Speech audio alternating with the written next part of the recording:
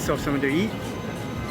So I'm sitting in the park, the same park that I don't know if you guys remember in the media, there was a whole Occupy Wall Street movement, and people were camping in this park close to Wall Street, and it was basically people bitching and complaining about how the 1% is fucking them over. I'm sitting in that park right now. I came down here for a reason, to kind of reflect on how the world is changing, how our economy is changing, and how you need to adapt. It's either you adapt or you're fucked. I mean, this is real. I mean, oh, look at that. Delicious. Got myself some street food. So here in New York City, there are a lot of hot dog stands around. We eat that too, but today I'm having Indian food. I'm not having a hot dog. But yeah, I'm here to reflect on a couple of things that people fail to understand, and to let you know that one thing I realized about the 1%, they don't give a shit about us, man. They don't care. I don't know if you guys remember this, but on CNN, they had this interview, and they were interviewing a Wall Street banker coming out of one of these buildings up here, and they were saying, what do you guys think about Occupy Wall Street movement? And one of those guys shamelessly said, I work hard, and these guys are lazy. They need to work hard. I mean, that's not politically correct, but it's the truth. A lot of people are lazy. A lot of people are waiting for a handout. A lot of people have this lottery ticket mentality and think that somebody's gonna magically come out of one of these buildings and say, you know, I'm gonna give you a handout. They don't give a shit. They don't care. I swear, I had my aha moment to that point, and I realized this is a guy who knows the rules of the game. And the other guys who are camping during the Occupy Wall Street movement, they didn't understand the rules of the game. I guess what I'm trying to get at with this whole rant is that understand the rules of the game. The rules have changed.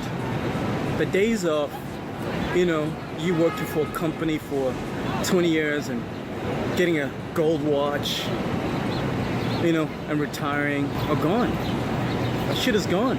It's a dog-eat-dog world out here. It's really critical and very important for you to create your own economy so that you become immune to the macroeconomics by creating your own microeconomy. So if the economy collapses, you at least have your own microeconomy that you control, that is not easily shaken by the bigger economy collapsing.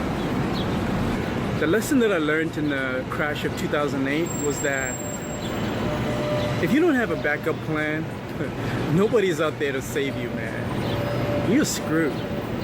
So in a way, I'm kind of grateful that I went through that hardship in my life. But it was a painful lesson that I had to learn because I was naive. I thought, you know, I was gonna have job security. I was naive, you know, I was young. At the same time, I didn't have a mentor to teach me the rules of the game.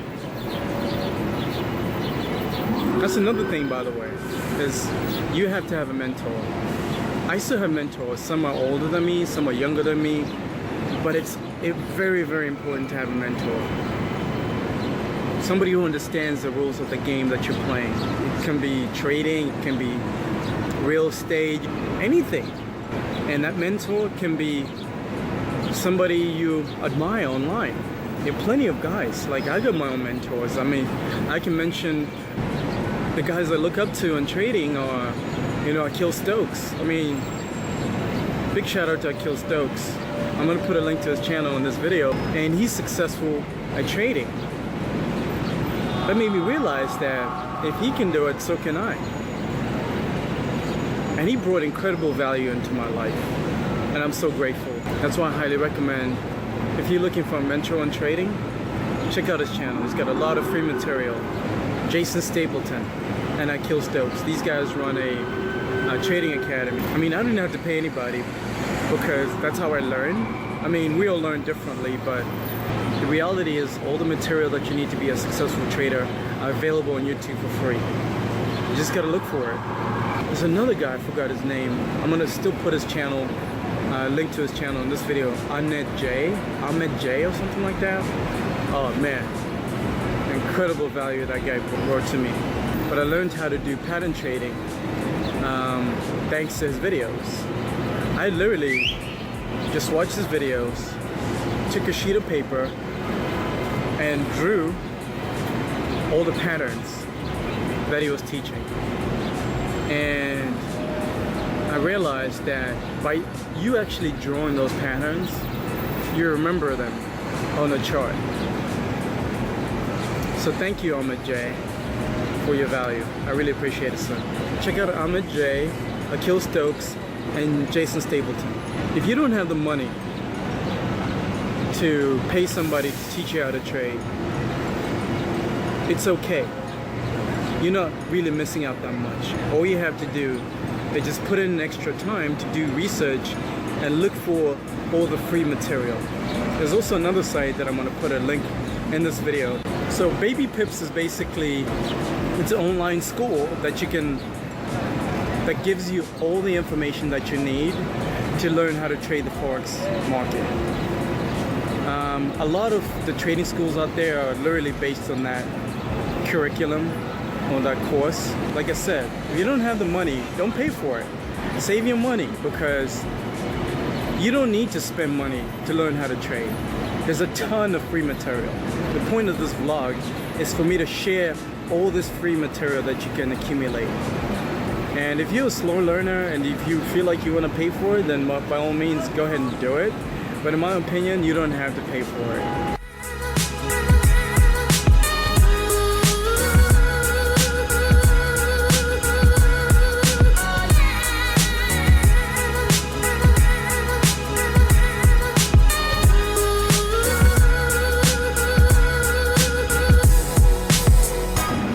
I got a story for you guys.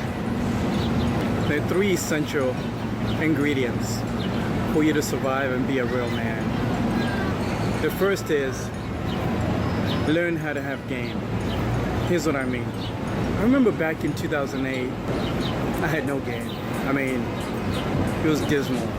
I couldn't even approach a girl and convince her to go out with me on a date. That affected my confidence, that affected the way I approached the world. It wasn't until 2009, when the economy was crashing during the Great Recession. I remember getting laid off in beginning of 2009, and I went on unemployment. So I had nothing. I had no game and I had no job. Can you imagine having no money and you couldn't convince a girl to go on a date with you? That crushes you as a man. It's humiliating as a man. I got on unemployment. At least I could survive for a good 9 months. As much as I didn't have enough income coming in, I could learn at least a skill. And the skill that I chose to learn was how to pick up women. So what I discovered is there's a whole community out there online of guys who share information on how to pick up girls. So things like sharing pickup lines at work, closing lines, how to approach if you're nervous, that sort of thing. So I dedicated the summer of 2009. I remember this. I dedicated because I had no job. I had nothing else to do. So I was literally going out every single weekend, every Saturday, going to try out these pickup lines that I'd learned from some guy online. It was like, I started to notice patterns. So I remember I would take a notepad like this and write down maybe 10 pickup lines, and I'll go out and I'll try all those 10. Maybe one of those 10 pickup lines worked the most. So I'll repeatedly use that one pickup line that worked over and over and over until I perfected it.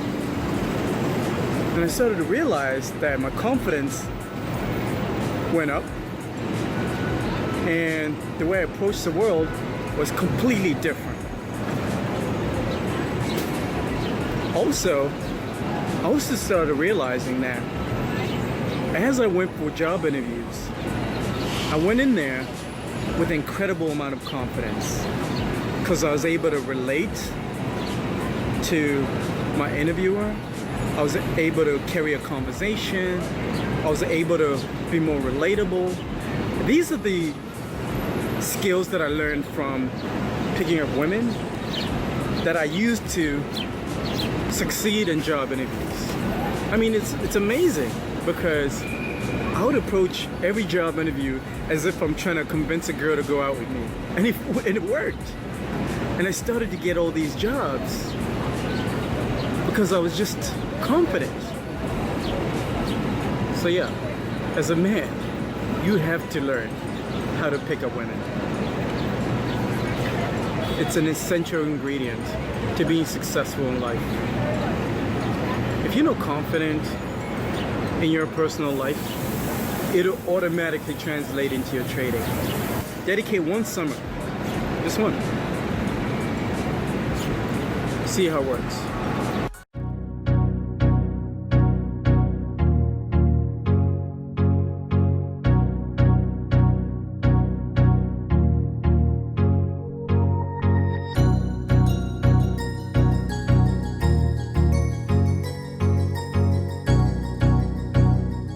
If you know how to start a business, you're all set.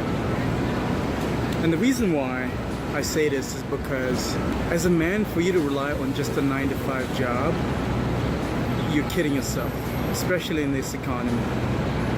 Your boss, it doesn't matter how smart you are or how good you are at your job, there's gonna reach a time where they don't need your ass.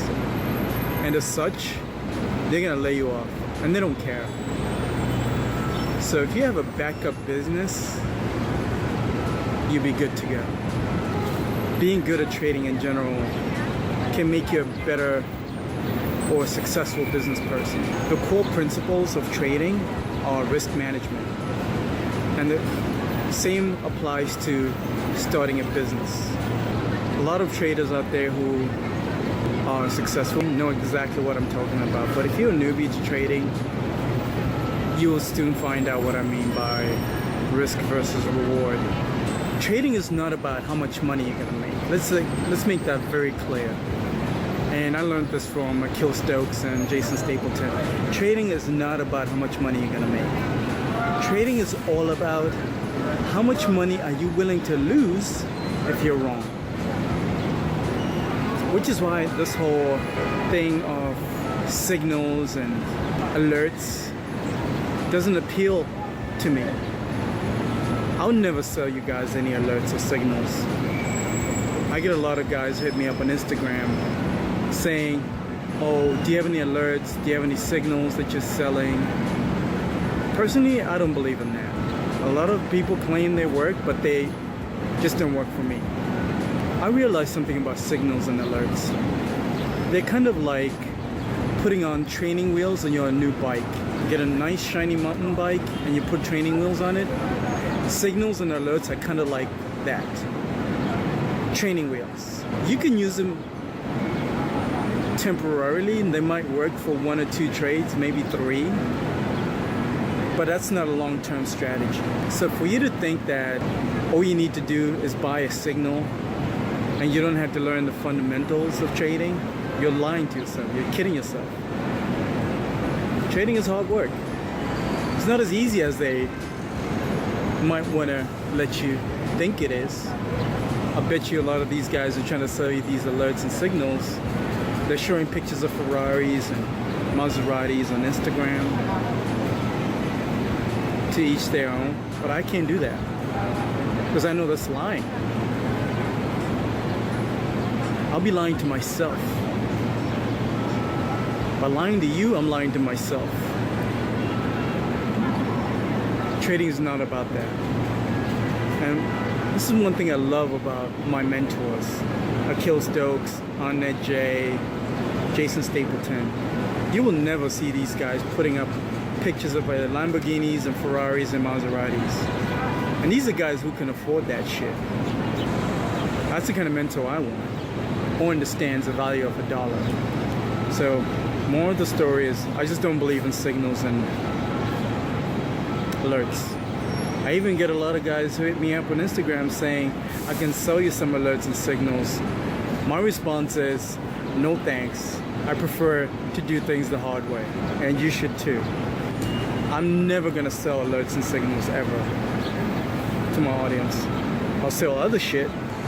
You can get all the alerts that you want, but if you don't know why that alert was issued out, because you haven't done your own analysis and you just relied on that alert, you're gonna lose. Because you need to know where you're gonna put your stops. You need to know where your profits are gonna be taken. All these things you have to understand are critical. So, which is why I'd rather do my own analysis, because at least when I'm wrong, and it's on me.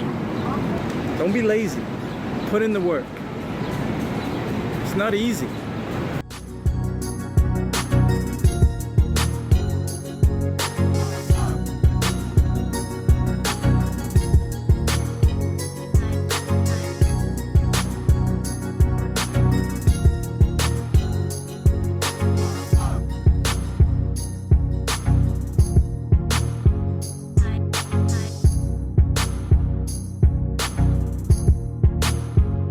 So I'm going to tell you a story about the first time I smoked weed back in college. Gosh, it must have been probably 12 years ago. Peer pressure, obviously. So I was in my dorm room with my buddies, and one of my friends was like, yo, I just got some weed. We're about to smoke it. I'd never smoked weed before, so I was curious, like anybody would be, just to know what all the hype was about. So we all, gathered as a crew, passed the blunt, and I smoked a little too much. And I got seriously high. I remember the feeling very well. It felt good, and I had a roller coaster of emotions. And then, out of nowhere, I just got paranoid as shit. And the next day, of course, I had a little bit of weed hangover. For you stoners out there, you know what I'm talking about. A little bit of a weed hangover. And I said to myself, fuck that. That shit makes me paranoid. I'm never gonna smoke weed again. And I stopped smoking weed. Fast forward 12 years later.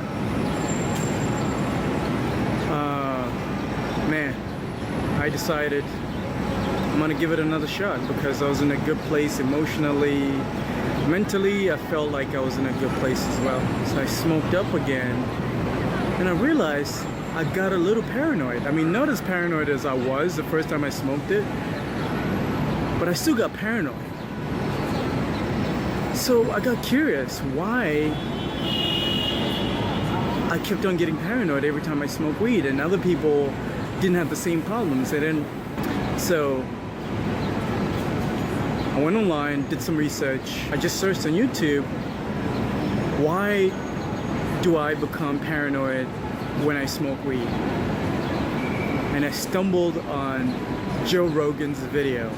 If you don't know who Joe Rogan is, I'm gonna put a link in this video as well. But Joe Rogan is one of my favorite podcast hosts. Incredible mentor to me. He doesn't know that, but of course, I follow his podcast. So he had this bit that's on YouTube that talks about why people get paranoid every time they smoke weed, it's because marijuana activates this part of your brain that heightens your senses.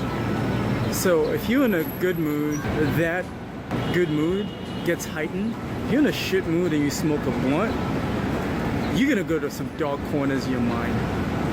You're gonna focus on some dark shit. So what I got out of that video was that you need to face your fears.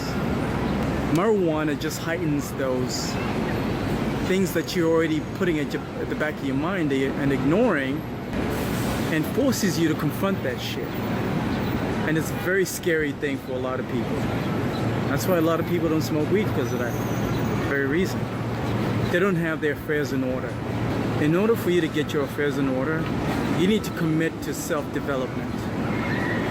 Self-development is basically the practice of learning how your emotions work, learning how your psychology works, learning how other people work. Because when you learn all these things, when you learn how your emotions control your life, you can learn how to control them. And it's a very dangerous place to let your fears and your emotions control your life. So understanding that, just being aware of how emotions control your life goes so far in your trading abilities. So far. There's actually a guide that I want to recommend to you guys to help you with your self-development efforts. His name is Leo, and the name of this channel is actualize.org. Now Leo focuses on all these topics about psychology, fear, greed, controlling emotions, all these topics. He's done research and compressed that research into these hour-long, sometimes 30-minute long, 45-minute long videos. For any of you guys who are lazy like me, who don't want to spend hours and hours of research, you can just watch one video by Leo at actualize.org and learn something about emotions in 1 hour. He brings a ton of value. You learn how to master your emotions, because emotions are very, very important as a trader, because part of emotions are greed, and greed is a very powerful emotion. If you can learn to control greed and fear, control those two, you'll be a good trader. You'll be a successful trader. Because often what happened to me as I went on this journey of learning how to trade is that I was not able to control my emotions, and I was not able to control my greed. So I would hold positions longer than I needed to because I wanted to get an extra 10 pips. I would hold it too long, and then an hour later I was down minus 10 pips or something like that. And fear came when I was not sure where to place my entries, and I panicked. I entered my entries at the wrong place, and I'd done my analysis properly, but I just wasn't confident because of fear. So fear drove me. So learn to understand your emotions. Attain the right tools. If you don't have the right tools, you're gonna fail. I mean, I'm not gonna sugarcoat this. If you don't have the right tools, you're gonna fail. There's no easy way to do this. Matter of fact, I'm gonna keep it real with you guys. Trading is 90% self-development, meaning developing yourself, and the other 10% is just learning the fundamentals, what trading platform to use. That's 10% of it. The other 90% is fixing you. Fix yourself first.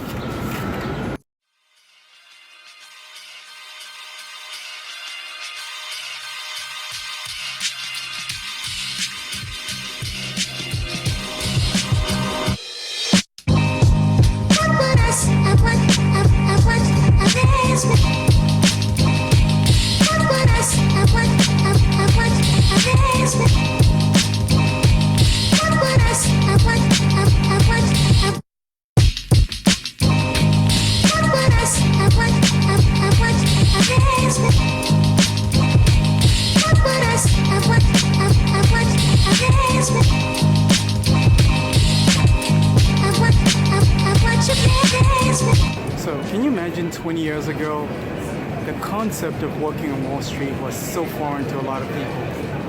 Thanks to the internet, you can do it now. Everything is virtual.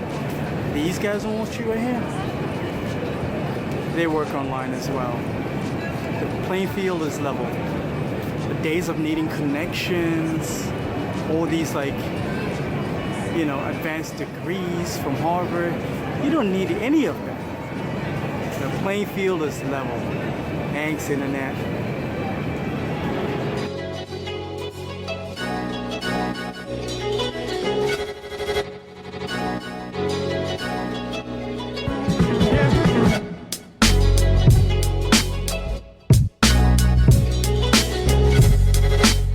My respect level for complainers is at an all-time low. Think about it, our parents didn't have the internet. My dad, as much as he probably loved to be a Wall Street banker, he didn't have connections. He didn't have the internet, this thing we call the internet. You just log on, create an account, go to pick a broker, and you can trade. Isn't that amazing? What excuse do you have? What's your excuse? What a time to be alive. What a time to be alive. What a time.